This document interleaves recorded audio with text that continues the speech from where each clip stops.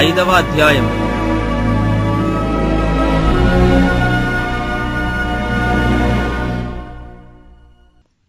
ఈ స్వాతంత్ర్యము అనుగ్రహించి క్రీస్తు మనలను స్వతంత్రులనుగా చేసియున్నాడు. కాబట్టి మీరు స్థిరముగా నిలిచి మరలా దాస్యమును కాడి క్రింద చిక్కుకొనకుడి. చూడుడి, మీరు సున్నతి పొందిన ఎడల క్రీస్తు వలన మీకు ప్రయోజనమేమీ కలుగదని పౌలను నేను మీతో చెప్పుచున్నాను. ధర్మశాస్త్రము యావత్తూ ఆచరింపబద్ధుడై ఉన్నాడని సున్నతి పొందిన ప్రతి మనుష్యునికి నేను మరలా దృఢముగా చెప్పుచున్నాను. మీలో ధర్మశాస్త్రము వలన నీతిమంతులను తీర్చబడువారెవరో వారు క్రీస్తులో నుండి బొత్తిగా వేరు చేయబడి ఉన్నారు, కృపలో నుండి తొలగిపోయి ఉన్నారు. ఏలయనగా మనము విశ్వాసము గలవారమై నీతి కలుగునను నిరీక్షణ సఫలమగునని ఆత్మ ద్వారా ఎదురుచూచుచున్నాము.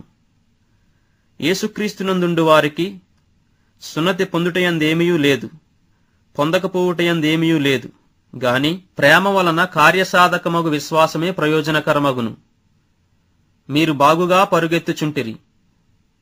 సత్యమునకు విధేయులు కాకుండా మిమ్మును ఎవడు అడ్డగించెను? ఈ ప్రేరేపణ మిమ్మును పిలుచుచున్న వాని వలన కలుగలేదు. పులిసిన పిండి కొంచెమైనను ముద్ద అంతయు పులియచేయును. మీరెంతమాత్రమును వేరుగా ఆలోచింపరని ప్రభువునందు మిమ్మును గూర్చి నేను రూఢిగా నమ్ముకొనుచున్నాను. మిమ్మును కలవరపెట్టుచున్నవాడు ఎవడైనను వాడు తగిన శిక్షను భరించును. సహోదరులారా, సున్నతి పొందవలనని నేనింకనూ ప్రకటించుచున్న ఎడల ఎప్పటికినీ హింసింపబడనేలా? ఆ పక్షమున శిలువ విషయమైన అభ్యంతరము తీసివేయబడును గదా? మిమ్మును కలవరపెట్టువారు తమ్మును తాము ఛేదించుకునుట మేలు.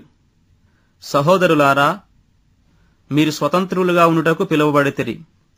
అయితే ఒక మాట, ఆ స్వాతంత్ర్యమును శారీరక క్రియలకు హేతువు చేసుకొనక ప్రేమ కలిగిన వారై ఒకనికొకడు దాసులై ఉండుడి. ధర్మశాస్త్రమంతయు నిన్ను వలె నీ పొరుగువానిని ప్రేమించుము అను ఒక్క మాటలో సంపూర్ణమయ్యున్నది. అయితే మీరు ఒకనినొకడు కరచుకొని భక్షించిన ఎడల మీరు ఒకని వలన ఒకడు బొత్తిగా నశించిపోదురేమో చూచుకొనుడి. నేను చెప్పునదేమనగా ఆత్మానుసారంగా నడుచుకొనుడి. అప్పుడు మీరు శరీరేచ్ఛను నెరవేర్చరు. శరీరము ఆత్మకును, ఆత్మ శరీరమునకును విరోధముగా అపేక్షించును. ఇవి ఒకదానికొకటి వ్యతిరేకముగా ఉన్నవి గనుక మీరేవి చేయ నిశ్చయింతురో వాటిని చేయకుందురు. మీరు ఆత్మచేత నడిపింపబడిన ఎడల ధర్మశాస్త్రమునకు లోనైన వారు కారు. శరీర కార్యములు స్పష్టమయ్యున్నవి.